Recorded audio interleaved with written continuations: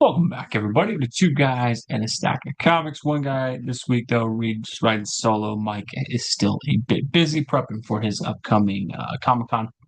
And so we'll be riding solo on this. To be honest, this week I was supposed to make mainly Batman content. However, occasionally a story will break that just has to be talked about. And so I'm still planning on making a couple Batman videos. News from the world of X-Men came out with Age of Revelation.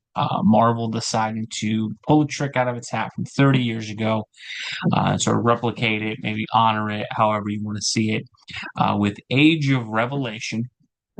Upcoming series that they're going to have very similar to Age of Apocalypse. This is going to have where all of the main X-Men titles apparently reset, get renumbered, completely different universe. It does appear from the announcement of how many books, and I think initially in this there were 16 different books that it looked like Marvel had posted. Where it may appear that stuff like Spider-Man, the Avengers, and Deadpool might be affected as well. Again, not sure. We haven't got all the details on it other than some of the titles, but I'm not sure if this means like Amazing Spider-Man will be called Radioactive Spider-Man as was teased, or if Radioactive Spider-Man will just simply be another book while Spider-Man continues on. So I wanted to share my thoughts on what they're doing here. Um, and I gotta be honest, I'm a little more torn on this than I imagine. I think the easy path with this is just to get ticked off, say it's the house of bad ideas, rip on Marvel, talk about how stupid this is. And certainly, I am not going to object to people who feel that way. Absolutely, this is them having no original ideas and just doing what was done 30 years ago. Absolutely, it's more Marvel launching a billion X-Men titles at the same time in what seems to be an attempt to just throw things at the wall and see what sticks. And if you're in a negative place on the X-Men, I'm not going to blame you. I'm kind of there myself. I really wanted this From the Ashes relaunch to be good because I just frankly did not like the Krakoa era. And the From the Ashes era just lost me as well. There's really only two series that I'm still reading, which is Wolverine, and I've been sort of reading Storm's comic book, but not picking up every issue, just the occasional issue that ties in because they've had a lot of crossovers with like Wolverine and Thor in there. But overall, From the Ashes to me has been a failure because it replicated all of the same issues that have been haunting the X-Men universe for the last, I would say, easily decade. Too many titles, not enough characters that we want to see in the titles, way too much focus on new characters, not playing into the classic dynamics, spreading things too thin, all of the same issues. And so from this announcement, it does look like they're replicating a bit of that as well.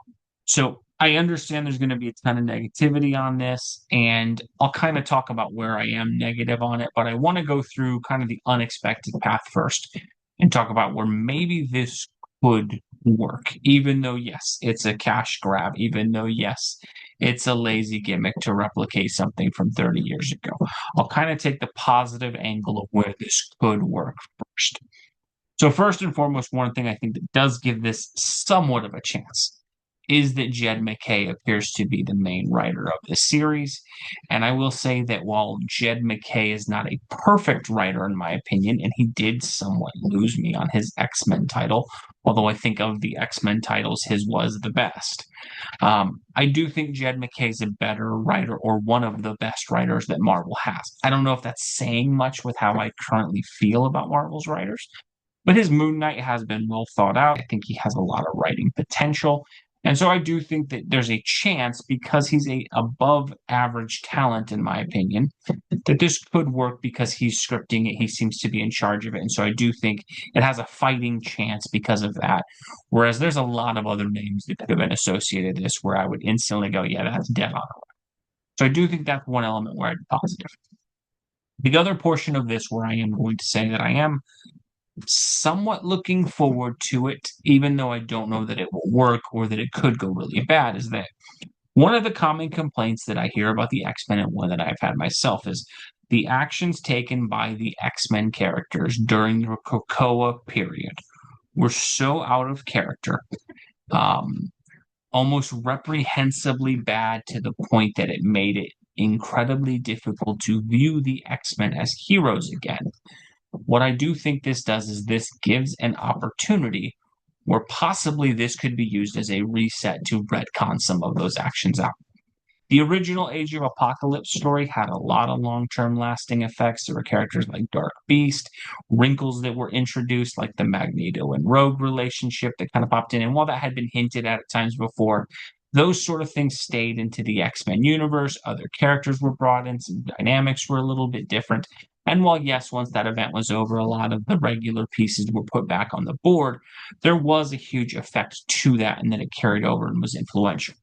And so, if this does, in a way, this Age of Revelation, provide an opportunity to maybe retcon some of the Krakoa era and some of the actions that were done via a timeline reset, or the way that this gets resolved, that maybe some of these changes happen here are permanent or affect the characters in a different way, or maybe the timeline gets reset and the X-Men wake up with who they were in the 90s.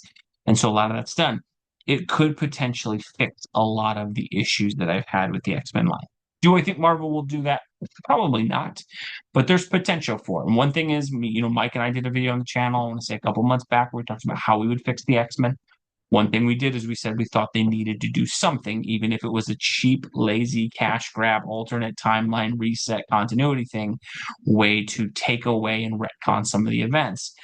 And so this at least opens the door that maybe that happens. And so I can't, on its face, before it comes out, absolutely hate it. I think the other thing is, we have gotten to a really weird place with comic books, and certainly they have earned a lot of the scorn and earned a lot of the negativity, where we hate a lot of stuff before we even get a ton of the details on this. And so, look, I'm not optimistic that this will be good. I am not thinking that Marvel will deliver a home run. In all likelihood, this will probably not be very good and will probably still do the same things that have driven me crazy and dropped me from reading the X-Men books after being a lifelong reader of it. However, we don't have a ton of the details about what these titles are going to be. We don't have an idea of what the long-term effects of this are going to be. We don't know what the setup the event is completely. And so I do feel a little weird being so absolutist about this is a garbage fire, horrible idea, when there's so much that could potentially be at play. Again, I am not telling anybody that Marvel has earned the benefit of the doubt with this, especially in the X-Men area of things. But I do have a little bit of hope that a major status quo shift like this might bring something enjoyable out of it. Because I think as X-Men was currently going, I was not going to be back in on that series, and I absolutely hated the direction.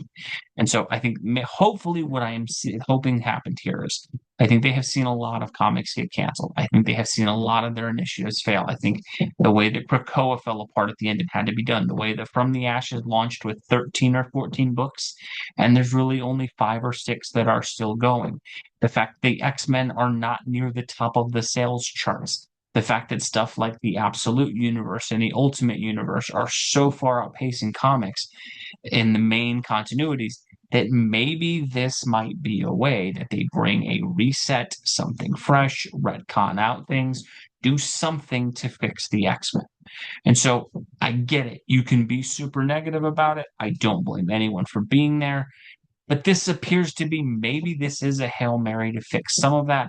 Maybe they have seen a lot of these things fail, and this is the reset button, right? Maybe this is the nuclear option to set things back. Again, could be completely wrong. Would I be shocked if this is just a sales gimmick and 5 months later we're back to the same bad From the Ashes series that we've had? Yeah, I could see that happening and I wouldn't be shocked, but there is at least a little bit of potential that maybe it's not. And so I think I do have some hope for this simply because of that. If I want to get into where I am negative on this, I think it's again the same mistake in that you have 16 different titles. This is announcing. So there's Amazing X-Men, Unbreakable X-Men, I believe, The Last Wolverine, Binary, Cloak or Dagger, Long Shots, Omega Kids, Sinister Six, Undeadpool, Radioactive Spider-Man, X-Vengers, Rogue Storm, Laura Kinney, Sabretooth, Iron and Frost. It's just so many. And I think this is one thing where I will be super negative, and that I think right off the bat, I'm not going to buy all of those series, even if the main title of this is great. The Wolverine one, the Spider-Man one, probably the Laura Kinney Sabretooth one, I will check out, maybe even the Undeadpool one. But overall, again, when you're trying to do something like this, but you want to throw 16 books at the wall, that's just a really hard ask. And so even if this is great, I don't think it's going to be $80 a month with these 16 titles. They're possibly almost $100 a month because some of these are going to be oversized 5.99 books or something like that. And so I think it's just a mistake. I think the spin-offs on this, if you wanted to give it a real good chance to succeed, this probably should have been maybe 4 to 5 titles. If you stretched it to 8, I think that's way too much, but 8 maybe could have worked. 16, I just think that's absolutely ridiculous for an event. And it's just setting up to where I think there's going to be so many people who check out simply from the sheer amount of books that are being asked to buy. And that if 13 X-Men books was too much, and it clearly was with how many got canceled, an event with 16 spin-off books is going to be a problem. Now, again, this could be that maybe Iron Frost is taking the place of the Iron Man book. Maybe the X-Vengers is just taking the place of the Avengers title. I would assume that it is, given that Jed MacKay writes both of those. Maybe Laura Kinney Sabretooth is taking the place of her regular title. Radioactive Spider-Man could be taking the place of the Amazing Spider-Man. And so if that's what they're doing, and you can kind of totally separate those, and it's just, maybe that could work for some things. Again, I think the more result of this will be, because this doesn't seem to be all encompassing. If this does only affect books like Spider-Man and the Avengers, I think your main readers of those books are kind of going to be frustrated. Like, why is this stupid X-Men event affecting my book, but the Thor book is fine and the Captain America book is fine? And so I think that's another huge issue with this is if you were going to do 16 titles, to me, this would only really work if Marvel decided, hey, the entire Marvel universe is going to go through this. But it doesn't seem like that's going to happen because we know there's already been solicitations for Fantastic Four, which just launched, Captain America that just launched, and a few other series that are further down the road, like I think Eddie Brock Carnage and stuff like that, where we know this isn't going to affect those. And so it's not a huge universe line wide thing where all of Marvel is getting hit, kind of like they did with Hickman's Secret Wars. Instead, this just seems like it will either hit all of the X-Men universe and a few outside titles. I just think that's really inefficient. And I think if you want to be all in on the event, it's too expensive. If you wanted to make it all encompassing for the whole Marvel universe, it's not thorough enough.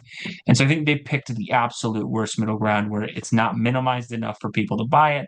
It's not expansive enough for it to affect everybody. And so I think it's just an annoying middle ground that's going to be way too expensive for a lot of people to fully fit in on this.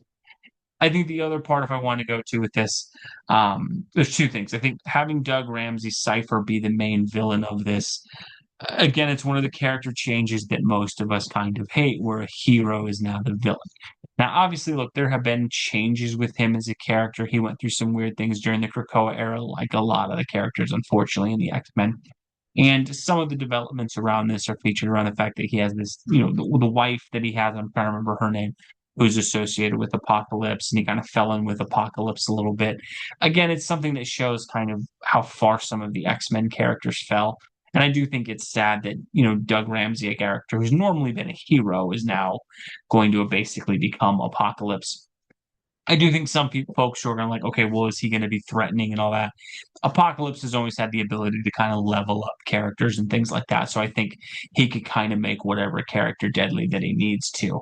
It is a weird frame of reference going from a character who is intimidating, menacing in the way that Apocalypse is, and then having Cypher become this major, huge threat. Again, it could work, but I do think that's a weird pivot. And if you are a huge fan of the character, I do imagine it really sucks that, like, hey, he gets to be the villain this month because we've just chosen him seemingly at random as the X-Men character who is going to fall to this. Overall, if I had to kind of state where I am on this across the board, I am probably a lot more negative than I am positive on this. And I certainly do not blame anybody who goes into this shaking their head of like, Marvel used to be the house of ideas and now they're the house of no ideas. I get that sentiment. I truly do. I get the sentiment from a lot of people who are going to say, nope, the X-Men are dead to me. I get that. Where I will say I actually am somewhat happy with the announcement, and it does give me somewhat hope. While I don't know that this event will be good, and I'm pretty sure it won't be, and I'm pretty sure I won't be buying most of these titles, what it does give me a little bit of hope is maybe this will be used to retcon some of the really crappy things that have been done by the X-Men to the X-Men, however you want to phrase it. And at the end of this, if we're sitting here after this series wraps going into 2026 with a huge status quo change, with some major things on the board, with some characters reset, with some characters in a more recognizable place, and some of the more disgusting things done by the X-Men characters, like Nightcrawler murdering a bunch of people and the weird stuff that happened that was despicable in the X-Men Green title. If somehow that stuff gets retconned away and this is a path that's taken to it, yeah, it's a money grab. Yeah, it's cheap. Yeah, it's lazy. But if we do get to the end result of some of that's taken away and all of these books go in a more recognizable place at the end of this, it could actually end up being a huge, huge blessing in disguise for X-Men fans. Again, not sure that'll happen, but I will say I do just have a little more hope than I did yesterday for X-Men because of this, because there is potential that might happen. But as always, just one man's opinion. I'd be interested to know what do you guys think down below. I'm sure there's plenty of you guys who think this is an awful idea. And again, I'm not going to tell you that you're wrong. If you're excited about this, though, let me know down below if you think this is a great idea. What are your thoughts on it? Do you, like me, think that maybe this could be maybe not a great event, but might actually lead to a good outcome? Let me know what you think below. As always, folks, we appreciate seeing your opinions down below. Thank you so much for watching. God bless you. You have a great rest of your week.